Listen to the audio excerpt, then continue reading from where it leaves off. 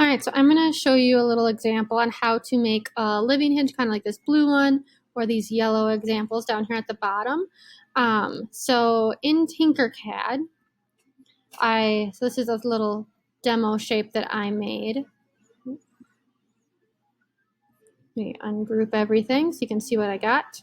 So you're just going to choose a shape or a design to be the part that actually bends. If you want to get creative and do something like this, this is a long strip that like bends all together and has little pieces, and there's a link below that shows you how to kind of what that looks like.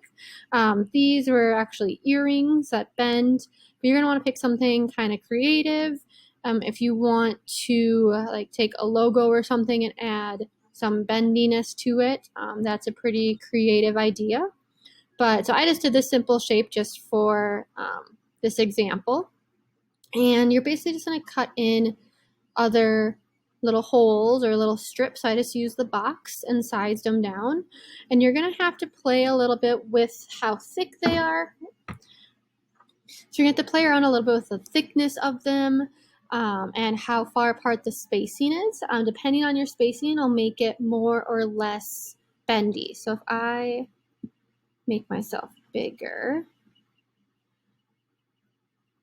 so here's a little example. So this one has smaller lines, so it's a little bit easier to bend.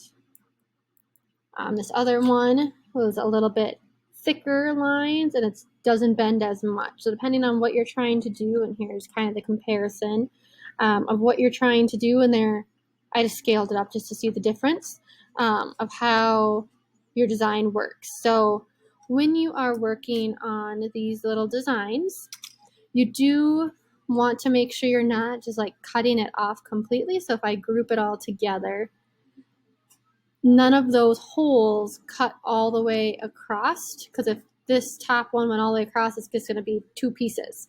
So it kind of zigzags back and forth on this design. For some of those other ones, you can see how that worked. And if you want to try something like that too, that's a pretty cool and a little bit more interesting way than just this first one with the zigzag or like the swirlies. So that's kind of how you're going to work. You're going to have to play around a little bit. You can use the ruler in Tinkercad to help you measure between spaces. I just got 2 or 4 of them set up, and you can copy and paste. And I kind of just estimated at first until I figured out and printed to see how it would turn out. And these are pretty small, so I can kind of test and see, and then come back and try again. But that's kind of how you would make it in Tinkercad.